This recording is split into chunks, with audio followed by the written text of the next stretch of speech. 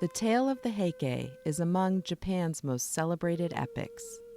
Loosely based on the Genpei Wars of 1180 to 1185, it concerns the intrigue and battles of an era when military clans fought for control of the imperial government. At the heart of the story is the competition between the two most powerful military clans of the time, the Taira and the Minamoto. Before the 14th or 15th century, roaming storytellers would recount popular scenes from this epic, such as the famous death of Atsumori of the Taira clan. At this point in the story, the Taira are losing the war. At Ichinotani, the Minamoto charged over the cliffs and launched a surprise attack on the Taira. Many Taira were killed. Those Taira still standing were retreating towards the sea. Atsumori, a court noble, is almost safely to the boats. Atsumori plays the flute, a symbol of refinement and purity during the dark days of battle. The powerful Minamoto general, Kumagai Naozune, spots Atsumori retreating and demands he turn around and fight to honor his clan. Now imagine that you are listening to a storyteller in an outdoor market or in the village square. You might have heard something like this. Two powerful warrior clans, the Taira and the Minamoto, fight for control of Japan.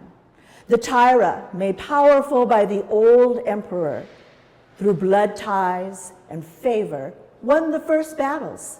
But by the 4th year of the war, the Minamoto had kicked the Taira out of the capital city and were chasing them to the sea.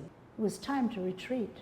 The Taira women grabbed up the 6-year-old emperor and with full sleeves flying ran for the waiting ships. Samurai were cut down, some drowned as boats overturned, and the water was red with the dye of the downed red banners and bodies of the Taira. Naozane was having a good battle. The Taira were on the run, and he spotted a lone rider with a billowing red cape and rich armor splashing through the water, heading to a ship. That must be a commander. And he snapped out his war fan and said, "You, stop and fight me." And the rider, as one did when challenged, turned his horse around and charged Naozane. But the experienced warrior soon had the rider unhorsed. Naozane leapt down, put his knee on the chest of the fallen samurai, lifted his sword with one hand, and ripped off the helmet with another. And then he saw the face of a 17-year-old youth. He was a good-looking young man, but it was the glow of youth that he shared with Naozane's own son that stopped the man. The youth put up his chin and said, "I will not give you my name, but if you do cut off my head, show it to anyone, and they will tell you who I am." Naozane had his rich prize, but the sudden image of the wound on his son's arm stopped him. And he said, "Young one, I would spare you, but you can hear my riders are coming, and you should not be taken alive. I will say prayers for you. Then take my head and do it quickly." Naozane blinked hard, looking for the right place to take it cleanly. It was one blow.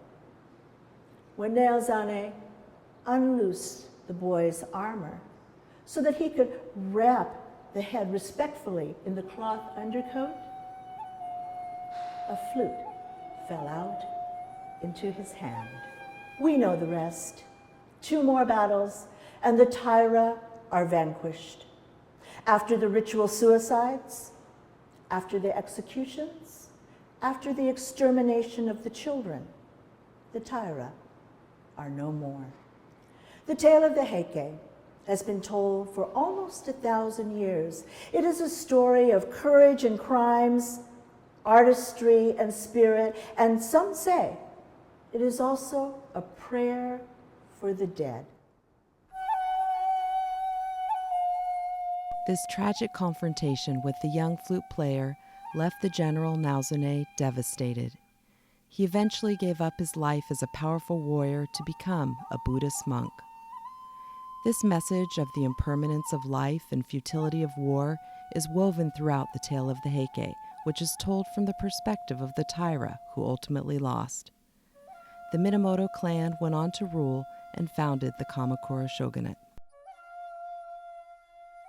Hundreds of years later, during the peaceful Edo period, this story became a popular subject in art for samurai patrons. This screen at the Asian Art Museum shows a typical representation of the tale of the Heike. I think there's an impulse to take it as a fairly factual historical record because it was written down so close to the actual events. But there are definitely exaggerations in the tale itself. And I think one of the biggest ones that a lot of historians would point out is this idea of the Genpei Wars as the sort of huge clash between these two titanic parties over all of Japan. I think there's definitely a current of people now who would say that the Genpei Wars were not actually wars so much as a series of skirmishes. And their effect, they did set into motion changes that were consequential, but their immediate effect was actually not that large. The tale of the Heike has proven to be timeless and continues to be a source of inspiration for various art forms, including manga, television, and movies.